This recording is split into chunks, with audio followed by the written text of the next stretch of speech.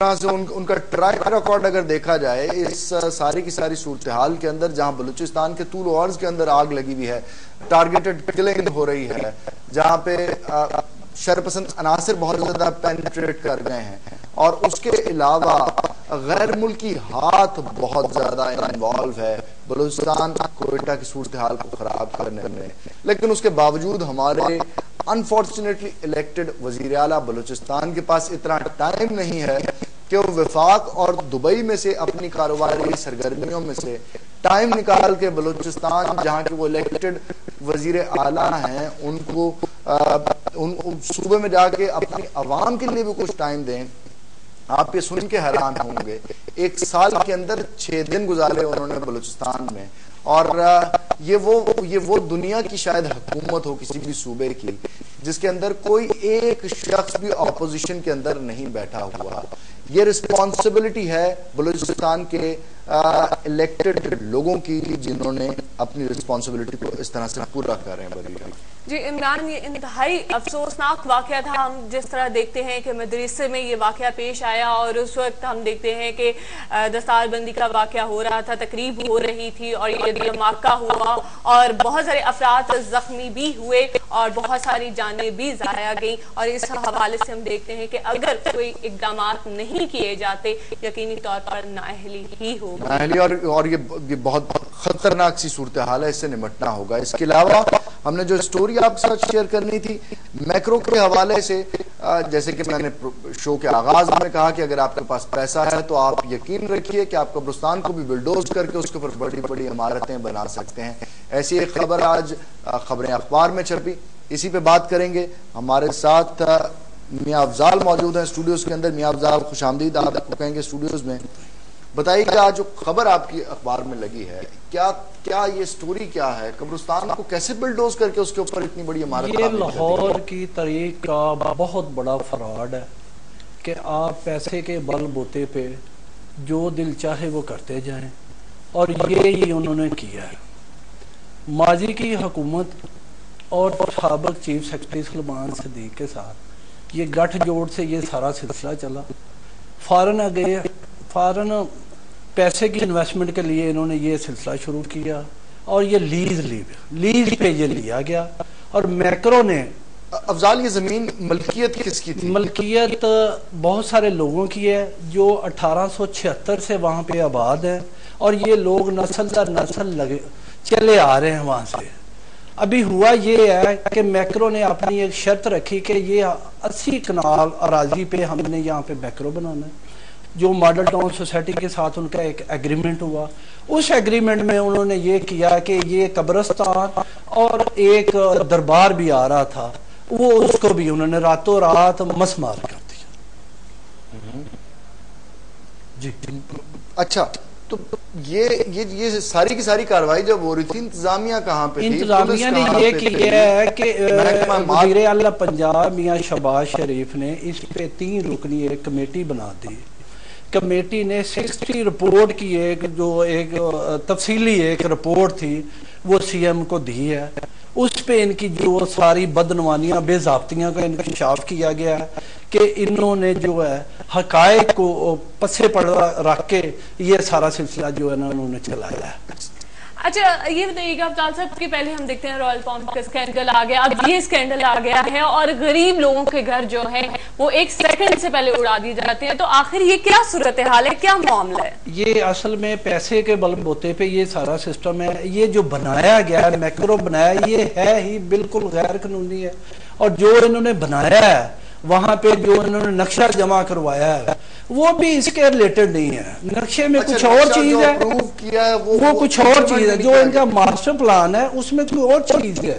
اور یہاں پہ جو بھی آپ دیکھیں اس کو جو میکرو بنا وہ اور چیز ہے۔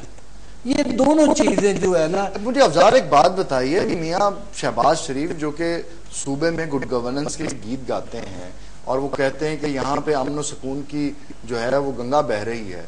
ان کی گڈ گورننس یا ان کی ٹیم نے یا جو کمیٹی بنائی اس نے 60 نہیں، انہوں نے بالکل کیا، اور میرٹ پہ کیا کہ ان کی سابق ٹاسک فورس کے چیئرمین تھے فرخ،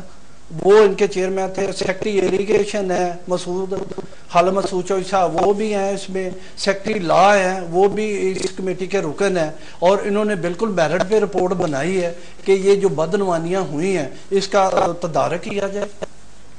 और मैं आपको ये भी बताता चलूं कि ये जो मेट्रो है, जो ठोकर न्याज बेग पे माजी में एक एमएनए ने प्रॉपर्टी का जो था वो लोन लिया और डिफॉल्टर हो गया, पंजाब प्रोविंशियल कोऑपरेटिव बैंक की ये मलकियत हो गई। उन्होंने 100 कनाल जो है वो प्रॉपर्टी वहां पे दे दी उनको, और वो भी होने पौने दी गई। सही। मियां अफजाल साहब, आपका बेहद शुक्रिया, आप हमारे साथ स्टूडियो में आए और इन्फॉर्मेशन दी इस हवाले से।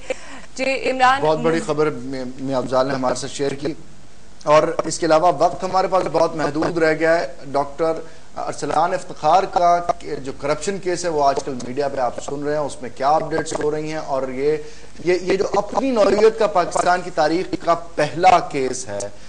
ये क्या करवट ले सकता है आने वाले दिनों में। लेकिन आज क्या अपडेट्स हुई या आपके साथ शेयर करते हैं। ज़हीर आलम हमारे साथ इस्लामाबाद से टेलीफोन लाइन पे मौजूद हैं, जो कि नुमाइंदा हैं चैनल 5 के। ज़हीर, बताइएगा अदालत उज़्मा के अंदर आज इस केस को लेकर क्या कार्रवाई हुई? जी, आज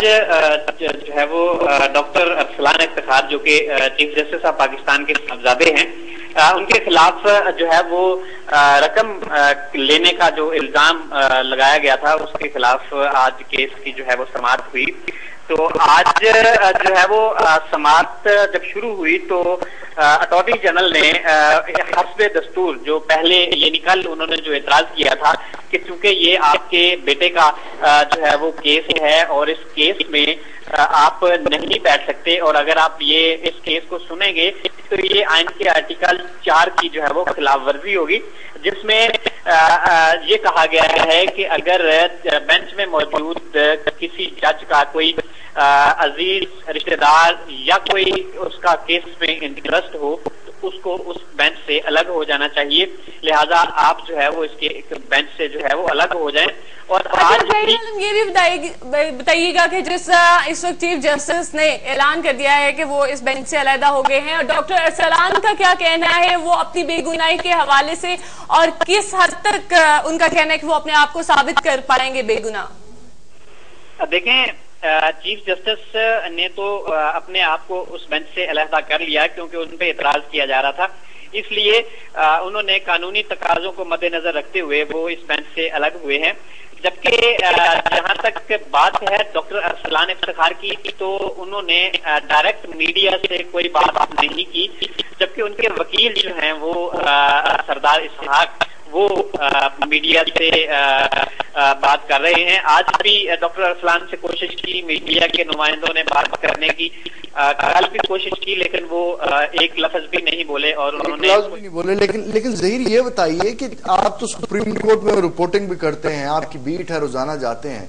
क्या इस किस्म के केस से जुडिशरी के ऊपर कुछ प्रेशर आया जैसे अमूमन सियासतदानों के ऊपर आ जाया करता? मैं आपका सवाल समझ नहीं पाया, दोबारा। ज़हीर, ये जो औलाद की करप्शन है, जब सियासतदान करते हैं तो उनके ऊपर बहुत ज्यादा एतराजात किए जाते हैं, मुख्तलिफ किस्म के मुतालबात किए जाते हैं, क्या जुडिशरी के ऊपर इस किस्म का कोई प्रेशर आ सकता है या आया है? देखें, ये इससे पहले जो है वो सियासतदानों के बेटों के जो स्कैंडल हैं वो सामने आए हैं। आप उसमें देख लें, साबिक वजीर आला पंजाब परवेज इलाही के बेटे मोनस इलाही NICL स्कैंडल में मुलविस थे। उसके बाद मूसा गिलानी जो है वो वजीर आजम सैयद यूसुफ रजा गिलानी के साहबजादे हैं, वो ममनुआ केमिकल कोटा जो है एफिड्रीन उसमें मुलविस हैं। ये अच्छा, ज़हीर साहब ये भी बताइएगा कि साने कोहिस्तान के हवाले से भी आपने इंफॉर्मेशन दीजिएगा, क्या अपडेट्स हैं आपके पास? साने कोहिस्तान के हवाले से चूंकि 5 लड़कियों को मुबैना तौर पे कत्ल किए जाने का इल्जाम था कि वो उन्होंने एक शादी के फंक्शन में जो है वो रक्स किया था और उनको जर्गे के फैसले के तहत उनको कत्ल कर दिया गया है। जबकि जब सुप्रीम कोर्ट ने इसका सुओ मोटो लिया तो अच्छा, ये जो टीम भेजी गई थी इस हवाले से, उसके हवाले से अब अपडेट्स दीजिएगा, क्या डेवलपमेंट हुई है मजीद?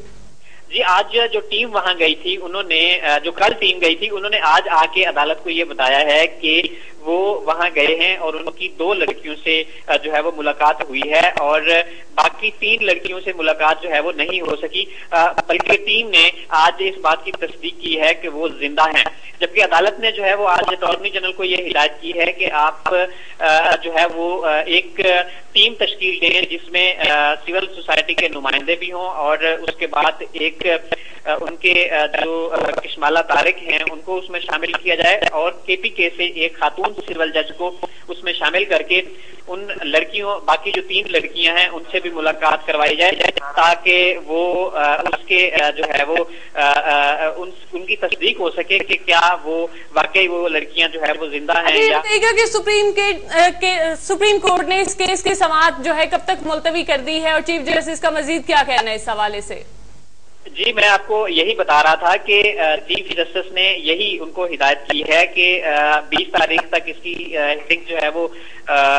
کی گئی ہے، ملتوی کی گئی ہے اور چیف جسٹس نے یہی آج آرڈر کیا ہے کہ اٹارنی جنرل ایک نئی ٹیم تشکیل دے کر وہاں جو ہے وہ اس علاقے کا دورہ کریں اور ان لڑکیوں سے جو ہے وہ ملاقات کروائیں، کیونکہ جو آج لوگ ان سے مل کے آئے تھے ان کا یہ کہنا تھا کہ ان کے جو پیرنٹس ہیں وہ اس بات کی اجازت نہیں دے رہے کہ ان کے